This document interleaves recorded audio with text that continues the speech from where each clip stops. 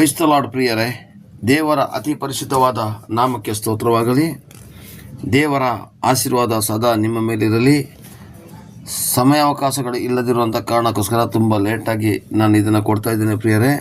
ಚಿನ್ನ, ಧೂಪ ಮತ್ತು ರಕ್ತಬೋಳ ಇದನ್ನೇ ಏಕೆ ಜೋಯಿಸರು ಅಥವಾ ಜ್ಞಾನಿಗಳು ಯೇಸುಸ್ವಾಮಿಗೆ ಕಾಣಿಕೆಯಾಗಿ ಕೊಟ್ಟರು ಅಂತ ಹೇಳೋದ್ರ ಬಗ್ಗೆ ನಾನು ವಿವರಿಸ್ತಾ ಇರುವಾಗ, ಚಿನ್ನದ ಬಗ್ಗೆ ಸಂಪೂರ್ಣವಾಗಿ ಕೊಟ್ಟಾಗಾಯಿತು, ಧೂಪದ ಬಗ್ಗೆ ಸಂಪೂರ್ಣ ಕೊಟ್ಟಾಯಿತು.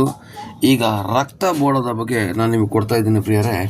ಈ ರಕ್ತಬೋಳ ಅಂತ ಹೇಳುವಂಥ ವಸ್ತು ಸಾಮಾನ್ಯವಾಗಿ ಸಿಟಿಲಿರೋರಿಗೆ ಗೊತ್ತಾಗೋದು ಭಾಳ ಕಷ್ಟ. ಹಳ್ಳಿಯಲ್ಲಿ ಇರತಕ್ಕಂತಹ ಜನಗಳಿಗೆ ಈ ರಕ್ತಬೋಳದ ಬಗ್ಗೆ ಗೊತ್ತಾಗ್ತದೆ. ವಿಶೇಷವಾಗಿ ಧೂಪ ನಮ್ಮ ಊರಿನಲ್ಲಿ ಇದೆ, ಧೂಪದ ಮರ ಅಂತ ಹೇಳಿದೆಯಲ್ಲೋ ಹಾಗೆಯೇ ರಕ್ತಬೋಳನೂ ಕೂಡ ನಮ್ಮ ಊರಿನಲ್ಲಿ ಇದೆ ಪ್ರಿಯರೇ. ಈ ವಸ್ತು ಕೂಡ ನಮ್ಮ ಊರಲ್ಲಿ ಸಿಗ್ತದೆ.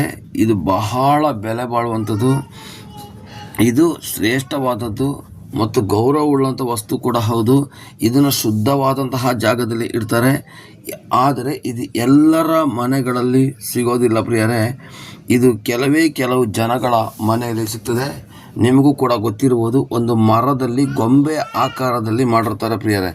ಮರದಲ್ಲಿ ಏನು ಮಾಡಿರ್ತಾರೆ, ಒಂದು ಗೊಂಬೆ ಆಕಾರದಲ್ಲಿ ಮಾಡಿ ತಲೆನೋವು ಇರೋ ಕಡೆಗೆ ತಲೆ ಭಾಗನ ತೆಗೆದುಬಿಟ್ಟು ಕೊಟ್ಟಾಗ ತಲೆನೋವು ನಿಜವಾಗಿ ಕಡಿಮೆ ಆಗ್ತದೆ. ಕೈ ನೋವು ಇದ್ದಾಗ ಕೈ ಇರೋ ಭಾಗನ ತೆಗೆದುಬಿಟ್ಟು ಕೊಟ್ಟಾಗ ಕೈ ನೋವು ಆಗ್ತದೆ. ಹೊಟ್ಟೆ ಇರೋ ಜಾಗಕ್ಕೆ ಹೊಟ್ಟೆದ ಭಾಗನ ಉಜ್ಜಿದಾಗ ಆ ಒಂದು ನೋವು ಕಡಿಮೆ ಆಗ್ತದೆ. ಅದೊಂದು ಮನುಷ್ಯನ ರೀತಿಯಲ್ಲಿ ಆಕಾರ ಗೊಂಬೆನ ಕೆತ್ತುಬಿಟ್ಟು ಅದನ್ನು ಕೊಟ್ಟಿರ್ತಾರೆ ಪ್ರಿಯರೇ. ಆ ಒಂದು ನೋವು ನಿವಾರಣೆಗೋಸ್ಕರ ಇದನ್ನು ಉಪಯೋಗಿಸ್ತಾರೆ ಪ್ರಿಯರೇ. ಇದು ಇವತ್ತು ಏನಾಗ್ತಾ ಇದೆ ಅಂತಂದರೆ ಪ್ರಿಯರೇ, ಡೂಪ್ಲಿಕೇಟ್ ರಕ್ತಬೋಳಗಳು ಬಂದುಬಿಟ್ಟಿದೆ ಪ್ರಿಯರೇ. ಡೂಪ್ಲಿಕೇಟ್ ರಕ್ತಬೋಳ ಬಂದಿದೆ ಅಂದರೆ ಒರ್ಜಿನಲ್ಗೆ ಡೂಪ್ಲಿಕೇಟ್. ಈ ಡೂಪ್ಲಿಕೇಟ್ ರಕ್ತಬೋಳವನ್ನು ರಕ್ತ ಚಂದನ ಅಂತ ಮಾಡ್ತಿದ್ದಾರೆ ಪ್ರಿಯರೇ. ಇರಲಿ ಪ್ರಿಯರೇ, ಅದು ಏನೇ ಇರಲಿ, ಒರಿಜಿನಲ್ ರಕ್ತಬೋಳದಲ್ಲಿ ತುಂಬ ಔಷಧಿ ಗುಣ ಇದೆ. ಇದನ್ನು ನೋವು ಇರುವಂಥ ಜಾಗಕ್ಕೆ ಹಚ್ಚಿ ಲೇಪಿಸಿದಾಗ ನಿಜವಾಗಿ 10 ನಿಮಿಷದಲ್ಲಿ ನೋವು ನಿವಾರಣೆ ಆಗ್ತದೆ.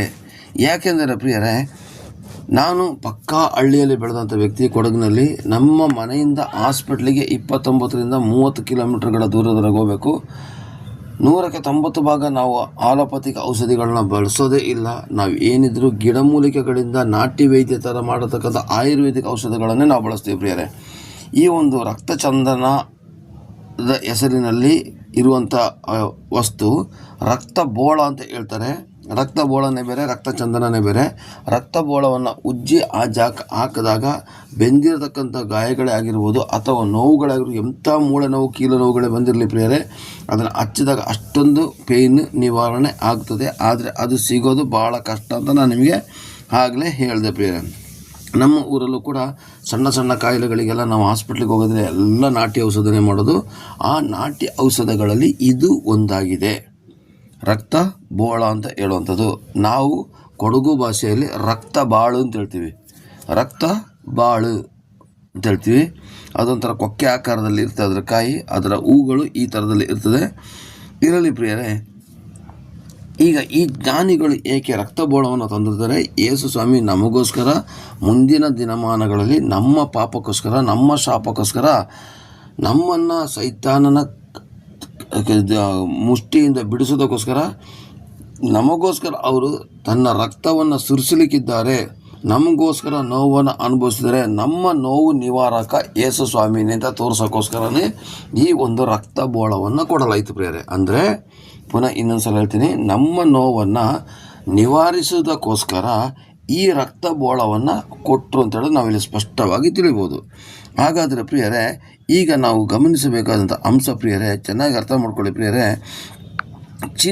ಚಿನ್ನನ ಯಾಕೆ ಕೊಟ್ಟರು ಅಂತ ನಾನು ನಿಮಗೆ ಹೇಳಿದೆ.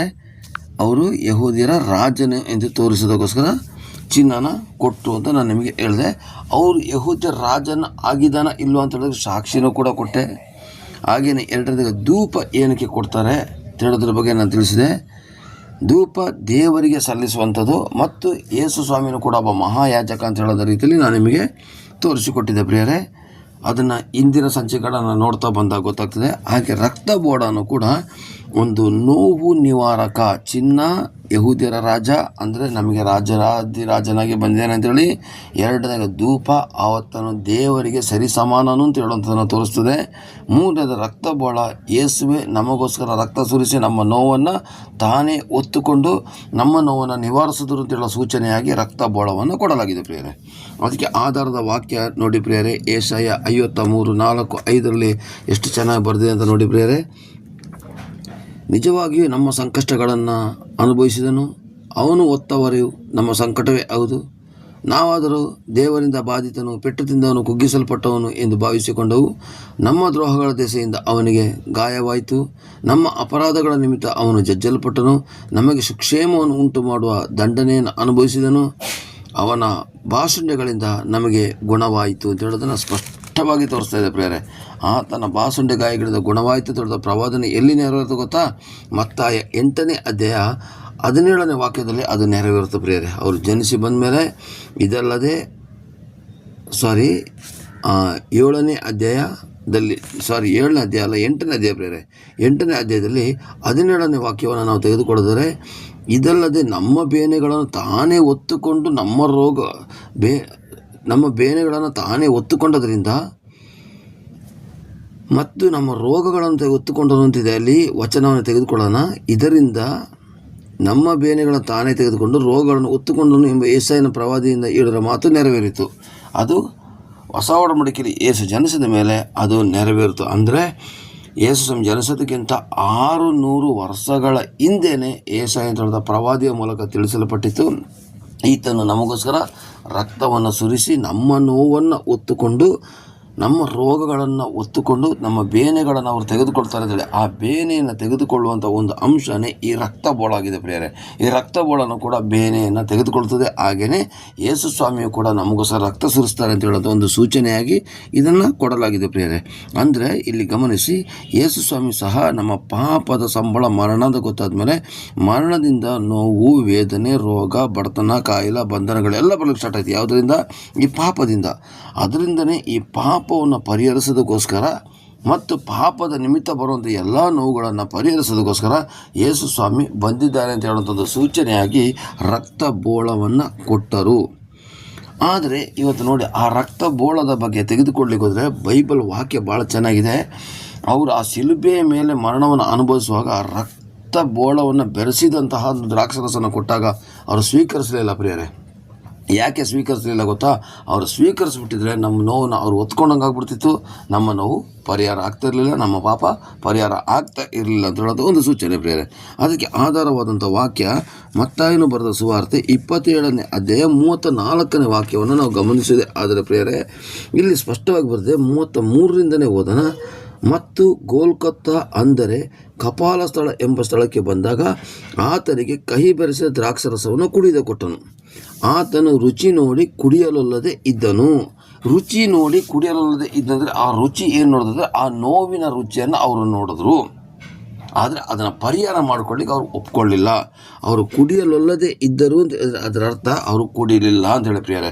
ನೋಡಿ ಪ್ರಿಯರೇ, ಸ್ಪಷ್ಟವಾಗಿ ನಮ್ಮ ಯೇಸು ಸ್ವಾಮಿಗೆ ತುಂಬ ತುಂಬ ತುಂಬ ಥ್ಯಾಂಕ್ಸ್ ಹೇಳಬೇಕು ಪ್ರಿಯರೇ. ಅವ್ರು ಏನಾದರೂ ಅವತ್ತು ಕುಡಿದು ಬಿಟ್ಟಿದ್ರೆ ನಿನ್ನ ನೋವುಗಳು ಪರಿಹಾರ ಆಗ್ತಿರಲಿಲ್ಲ. ಅವರ ನೋವು ಮಾತ್ರ ಅವ್ರು ಪರಿಹಾರ ಮಾಡ್ಕೊಳ್ತಿದ್ರು.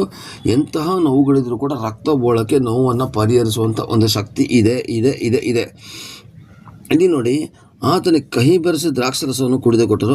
ಆತನು ಅದನ್ನು ರುಚಿ ನೋಡಿ ಕುಡಿಯಲೊಲ್ಲದೆ ಇದ್ದನು. ರುಚಿ ನೋಡಿದ ಯಾವುದು ಪ್ರಿಯರೇ?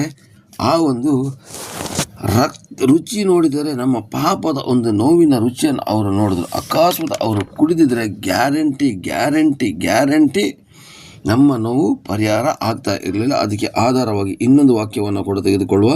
ಇದು ರಕ್ತಬೋಳನೇ ಅಂತ ನಿಮಗೆ ಡೌಟ್ ಇರಬೇಕಲ್ಲ. ಇದರಲ್ಲಿ ನೀವು 27ನೇ ಅಧ್ಯಾಯದಲ್ಲಿ ರಕ್ತಬೋಳ ಅಂತ ತೋರಿಸಿಲ್ಲ ಮತ್ತಾಯದಲ್ಲಿ, ಆದರೆ ಮಾರ್ಕದಲ್ಲಿ ತೋರಿಸಿದೆ ನೋಡಿ.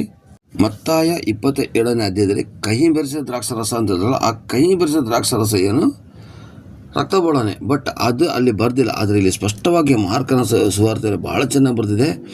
ಮಾರ್ಕ 15ನೇ ಅಧ್ಯಾಯ 22ನೇ ವಾಕ್ಯದಲ್ಲಿ ನೋಡಿ, ಬಳಿಕ ಆತನನ್ನು ಗೋಲ್ಕತ ಎಂಬ ಸ್ಥಳಕ್ಕೆ ಕರೆದುಕೊಂಡು ಬಂದರು. ಗೋಲ್ಕತ ಅಂದರೆ ಕಪಾಲ ಸ್ಥಳ. ಅಲ್ಲಿ ಆತನಿಗೆ ರಕ್ತಬೋಳ ಬೆರೆಸಿದ ದ್ರಾಕ್ಷರಸವನ್ನು ಕೊಟ್ಟರು. ಆದರೆ ಆತನು ಅದನ್ನು ತೆಗೆದುಕೊಳ್ಳಲಿಲ್ಲ. ನೋಡಿ ಅಲ್ಲಿ ರಕ್ತ ಬೋಳ ಬೆರೆಸಿದ ದ್ರಾಕ್ಷಾರಸವನ್ನು ಕೊಟ್ಟರು. ಅವ್ರಿಗೆ ಅದನ್ನು ತಗೋಬೋದಿತ್ತು. ಬೈ ಚಾನ್ಸ್ ಅವ್ರು ತಗೋಬಿಟ್ಟಿದ್ರೆ 100% ಅವ್ರ ನೋವು ನಿಜವಾಗಿ ಗುಣ ಆಗ್ತಿತ್ತು. ಆದರೆ ನಮ್ಮ ನೋವು ಹಾಗೆ ಉಳಿತಿತ್ತು. ತಂದೆಯಾದ ದೇವರ ಚಿತ್ತ ನೆರವೇರ್ತಿರಲಿಲ್ಲ. ಫಿಲಿಪ್ಪ 2ನೇ ಅಧ್ಯಾಯದಲ್ಲಿ ಬರೆದಾಗೆ ಅವರು ತಂದೆ ಚಿತ್ತವನ್ನು ನೆರವೇರಿಸುವುದಕ್ಕಾಗಿ ಶಿಲುಬೆಯ ಮರಣವನ್ನು ಏರುವಷ್ಟು ವಿಧೇಯರಾದ್ರು ಅಂತ ದೇವ್ರ ವಾಕ್ಯದಲ್ಲಿ ಬರೆದಿದಲ್ಲ. ಆ ತಂದೆಯ ಚಿತ್ತ ನೆರವೇರ್ತಿರಲಿಲ್ಲ. ಯೇಸು ಸ್ವಾಮಿ ಚಿತ್ತ ಮಾತ್ರ ನೆರವೇರಿಸ್ತಿತ್ತು. ಸೈತಾನ ತುಂಬ ಸಲ ಪ್ರಯತ್ನ ಪಡ್ತಾನೆ. ಯೇಸು ಸ್ವಾಮಿ ದೀಕ್ಷಾಸ್ಥಾನ ತೆಗೆದುಕೊಂಡು ಜನಿಸಿ ಬಂದಾಗ ಮಕ್ಕಳನ್ನು ಸಾಯಿಸೋದ್ರ ಮೂಲಕ ಆತ ಏನು ಮಾಡ್ದ, ಆ ಒಂದು ಯೇಸು ಸ್ವಾಮಿನ ಹೆಸರಿನ ಇಲ್ಲದಂಗೆ ಮಾಡಬೇಕು ಅಂತ ಟ್ರೈ ಮಾಡ್ದ. ದೀಕ್ಷಾಸ್ಥಾನ ಆದಮೇಲೆ ಅಡವಿಯಲ್ಲಿ 40 ದಿವಸ ಇದ್ಮೇಲೆ 3 ಸಲ ಶೋಧಿಸ್ದ. ಒಂದು ಕಲ್ಲನ್ನು ರೊಟ್ಟಿ ಮಾಡುತ್ತಿಲ್ದ, ದೇವಸ್ಥಾನದ ಧುಮುಕುತ್ತಿಲ್ದ, ನನ್ನ ಕಾಲಿಗೆ ಅಡ್ಡ ಬೀಳುತ್ತಿಲ್ದ. ಅದೇ ಥರ ಈ ಶಿಲುಬೆಯ ಮರಣದ ಸಮಯದಲ್ಲೂ ಕೂಡ ರಕ್ತಬೋಳವನ್ನು ಕೊಡಿಸಲಿಕ್ಕೆ ಪ್ರಯತ್ನ ಪಡ್ತಾನೆ. ಆದರೆ ಯೇಸು ಸ್ವಾಮಿ ಇಲ್ಲಿ ತೆಗೆದುಕೊಳ್ಳಲಿಲ್ಲ ಅಂತ ಬರ್ತಿದೆ. ಯಾಕೆಂದರೆ ಅವರು ತೆಗೆದುಕೊಂಡಿದ್ದರೆ ನಿನ್ನ ನೋವು ಕಡಿಮೆ ಆಗ್ತಾ ಇರಲಿಲ್ಲ ಅಂತ ಹೇಳುವಂಥ ಒಂದು ಅರ್ಥ ಪ್ರಿಯರೇ. Praise Lord. ಆದ್ದರಿಂದ ನಾವು ಈಗ ನೋಡಿ ಪ್ರಿಯರೇ, ಯೇಸು ಸ್ವಾಮಿಯೂ ಕೂಡ ಏನು ಮಾಡಿದ್ರೆ ಆ ಒಂದು ರಕ್ತಬೋಳದ ಬೆರೆಸಿದ ದ್ರಾಕ್ಷಾರಸವನ್ನು ತೆಗೆದುಕೊಳ್ಳದ ಇದ್ದ ಕಾರಣಕ್ಕೋಸ್ಕರ ಅಲ್ಲಿ ನಾವು ತಿಳಿದುಕೊಳ್ಳಬೇಕಾಗಿದೆ, ಯೇಸು ಸ್ವಾಮಿ ನಮಗೋಸ್ಕರ ಅವರು ಬಂದರು. ಯೇಸು ಸ್ವಾಮಿ ಇದು ಗೊತ್ತಾಗಿರ್ಬೋದು ನಿಮಗೆ. ಒಂದು ಚಿನ್ನ ಯಾಕೆ ಕೊಟ್ಟರು, ಯಹೂದ್ಯರ ರಾಜ ಅಂತೇಳಿ. 2ನೇದಾಗಿ ಧೂಪ ಯಾಕೆ ಕೊಟ್ಟರು, ಅವರು ದೇವಾದಿ ದೇವನು ಅಂತ ತೋರಿಸಿಕೊಡೋದಕ್ಕೋಸ್ಕರ. ಧೂಪ ಅರ್ಪಿಸೋದು ದೇವರಿಗೆ ಮಾತ್ರ, ಅವ್ರಿಗೆ ದೇವ್ರನ್ನ ತೋರಿಸೋದಕ್ಕೆ. 2ನೇದಾಗಿ ಅವರು ಮಹಾಯಾಜಕನೂ ಕೂಡ ಆಗಿದ್ದರು. ಅವರು ನಮಗೋಸ್ಕರ ಇವತ್ತು ಪ್ರಾರ್ಥನಾ ಧೂಪವನ್ನು ಆಗ್ತಿದ್ದರಿಂದ ಇಬ್ರಿಯದಲ್ಲಿ ನಾವು ನೋಡಿಕೊಂಡು ಹಿಂದಿನ ಸಂಚಿಕೆಯಲ್ಲಿ. ಈಗ ರಕ್ತಬೋಳದ ಬಗ್ಗೆ ತೋರಿಸಿಕೊಂಡಾಗ ಈ ರಕ್ತಬೋಳರು ಕೂಡ ನೋವು ನಿವಾರಕವಾದ ಒಂದು ಸಾಧನವಾಗಿದ್ದಾರೆ. ಅಂದರೆ ಅದರ ಅರ್ಥ ಯೇಸು ಸ್ವಾಮಿಯೂ ಕೂಡ ನೋವು ನಿವಾರಣೆಗೋಸ್ಕರ ಬಂದರು ಅಂತ ಹೇಳಿ ತೋರಿಸಲಿಕ್ಕಾಗಿದೆ ಪ್ರಿಯರೇ. ಹಾಗಾದರೆ ನೋಡಿ ಪ್ರಿಯರೇ, ಆ ಒಂದು ಜ್ಯೋತಿಷಿಗಳು ಎಷ್ಟೊಂದು ಶ್ರೇಷ್ಠವಾದ ಬಹುಮಾನ ತಂದ್ರಲ್ಲ ಪ್ರಿಯರೇ. ಕಾಣಿಕೆಯನ್ನು ತಂದ್ರಲ್ವ. ಕಾಣಿಕೆಯನ್ನು ನಾವು ಹೆಂಗೆಂಗೋ ಕೊಟ್ಬಿಡೋದಲ್ಲ ಪ್ರಿಯರೇ, ದೇವರಿಗೆ ಇಷ್ಟ ಆಗುವಂಥ ರೀತಿಯಲ್ಲಿ ಕೊಡಬೇಕು. ಈಗ ಕಾಯಿನ ಮತ್ತು ಹೇಬೇಲ ಕೊಟ್ಟರು. ಕಾಣಿಕೆಯನ್ನು ದೇವರು ಸ್ವೀಕರಿಸಲಿಲ್ಲ, ಆದರೆ ಹೇಬೇಲನ ಕಾಣಿಕೆಯನ್ನು ಸ್ವೀಕರಿಸಿದ್ರು. ಹೇಬೇಲನ ಕಾಣಿಕೆಯನ್ನು ದೇವರು ಸ್ವೀಕರಿಸಿದ್ರು ಪ್ರಿಯರೇ, ಆದರೆ ಕಾಯಿನನ ಕಾಣಿಕೆಯನ್ನು ಸ್ವೀಕರಿಸಲಿಲ್ಲ. ಹಾಗೆ ನಾವು ಕೊಡುವಂಥ ಕಾಣಿಕೆಯನ್ನು ಕೂಡ ದೇವರ ಇಷ್ಟಕ್ಕೆ ಅನುಗುಣವಾಗಿದೆಯಾ. ಲಂಚ ತೆಗೆದುಕೊಂಡ ದುಡ್ಡನ್ನು ತೆಗೆದುಕೊಂಡು ಕಾಣಿಕೆ ಹಾಕೋದಲ್ಲ, ಅನ್ಯಾಯದ ಹಣ ಹೊಂದಿದ್ದಂಥ ಕಾಣಿಕೆ ಹಾಕೋದಲ್ಲ. ನಿಜವಾಗಿ ದುಡಿದಿರತಕ್ಕಂಥ ಹಣವನ್ನು ನಾವು ಕಾಣಿಕೆಯಾಗಿ ಹಾಕಬೇಕು. ಫಸ್ಟ್ ಆಫ್ ಆಲ್ ನಮ್ಮನ್ನು ನಾವೇ ಕಾಣಿಕೆಯಾಗಿ ಸಮರ್ಪಿಸಬೇಕು ಪ್ರಿಯರೇ. ದೇವರು ಹಣ ಕೇಳೋದಿಲ್ಲ. ಇವತ್ತು ಚರ್ಚ್ಗಳಲ್ಲಿ ಪ್ರತಿಯೊಂದು ಭಾನುವಾರನೂ ಕೂಡ ಪಾಸ್ಟರ್ಗಳು ಕಾಣಿಕೆ ಅಂತ ವಾಕ್ಯ ಕೊಡ್ತಾರೆ. ಇಲ್ಲ, ನಿಜವಾಗಿಯೂ ವಿಶ್ವಾಸಿಗಳ ಮೇಲೆ ಬಲವಂತ ಮಾಡಬಾರ್ದು. ಅವರಾಗಿ ಅವರು ಮನಸ್ಸಿದ್ದು ಕೊಡಬೇಕು. ಯಾಕೆಂದರೆ ಕೊರಿಂಥದವರಿಗೆ ಬರೆದ ಪತ್ರಿಕೆಯಲ್ಲಿ ಬರೆದಿದೆ, ಬಲಾತ್ಕಾರದಿಂದಾಗಲಿ ದುಃಖದಿಂದಾಗಲಿ ಕೊಡಬಾರ್ದು ಅಂತೇಳಿ. ಹಾಗಾದರೆ ಕಾಣಿಕೆ ವಿಷಯದಲ್ಲಿ ಪಾಸ್ಟರ್ಸ್ಗಳು ಕೂಡ ಏನು ಮಾಡಬೇಕು, ಯೋಚನೆ ಮಾಡಿ ಕಾಣಿಕೆಗಳನ್ನ ಕೇಳಬೇಕು. ಮತ್ತು ಕಾಣಿಕೆ ಕೊಡುವಂಥ ಮನಸ್ಸು ವಿಶ್ವಾಸಿಗಳಿಗೂ ಬರಬೇಕು. ಸಭೆ ನಡೀಬೇಕಾಗಿದೆ. ಆದರೆ ಇಷ್ಟು ಬಲವಂತ ಮಾಡಬಾರ್ದು. ದಶಾಂಶ ಕೊಡಿ, ಅದು ಕೊಡಿ, ಇದು ಕೊಡಿ ಬಲವಂತ ಮಾಡದೇ ಅವರು ಕೊಡುವಂಥ ಕಾಣಿಕೆಯನ್ನು ನಾವು ಪ್ರೀತಿಯಿಂದ ಸ್ವೀಕರಿಸಬೇಕು ಪ್ರಿಯರೇ. ಇರಲಿ ಪ್ರಿಯರೇ, ನಾವು ಇದಕ್ಕೂ ನಾವು ಅಟ್ಯಾಚ್ ಮಾಡೋದು ಬೇಡ. ಈಗ ಈ ಒಂದು ಚಿನ್ನ, ಧೂಪ, ರಕ್ತಬೋಳವನ್ನು ಏಕೆ ಕೊಟ್ಟರು ತಿಳಿದ್ರ ಬಗ್ಗೆ ನೀವು ತಿಳಿದ್ರಿ. ದೇವರು ನಿಮ್ಮನ್ನು ಆಶೀರ್ವಾದ ಮಾಡಲಿ. ಹಾಗೆಯೇ ಪ್ರತಿದಿನವೂ ಕೂಡ ಒಂದೊಂದು ವಾಕ್ಯಗಳನ್ನು ಕೊಡಬೇಕು ಅಂತೇಳಿ ನೀವು ನನಗೋಸ್ಕರ ಪ್ರಾರ್ಥನೆ ಮಾಡಿ, ನಾನು ನಿಮಗೋಸ್ಕರ ಪ್ರಾರ್ಥನೆ ಮಾಡ್ತೀನಿ. ಯೂಟ್ಯೂಬ್ಗಳ ಮೂಲಕ, ವಾಟ್ಸಪ್ನ ಮೂಲಕ, ಫೇಸ್ಬುಕ್ನ ಮೂಲಕ ನೋಡುವಂಥ ಪ್ರತಿಯೊಬ್ಬರನ್ನು ಕೂಡ ಯೇಸು ಸ್ವಾಮಿ ಧಾರಾಳವಾಗಿ ಆಶೀರ್ವದಿಸಲಿ, ಕೃಪೆಯಿಂದ ನಡೆಸಲಿ. ಹಾಗೂ ಎಲ್ಲ ದೈವ ಮಕ್ಕಳನ್ನು ಕೂಡ ಯೇಸು ಸ್ವಾಮಿ ಆಶೀರ್ವದಿಸಲಿ, ಕೃಪೆಯಿಂದ ನಡೆಸಲಿ. ಆಮೇನ್, ಆಮೇನ್, ಆಮೇನ್. ಪ್ರೈಸ್ ದಿ ಲಾರ್ಡ್ ಪ್ರಿಯರೇ.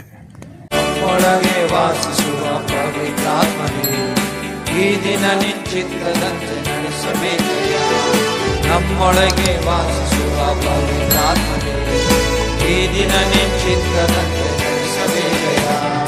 ಪವಿತ್ರಾತ್ಮನೇ, ಪವಿತ್ರಾತ್ಮನೇ, ಪರಿಶುದ್ಧ ದೇವರಾತ್ಮನೇ, ಪವಿತ್ರಾತ್ಮನೇ, ಪವಿತ್ರಾತ್ಮನೇ, ಪರಿಶುದ್ಧ ದೇವರಾತ್ಮನೇ,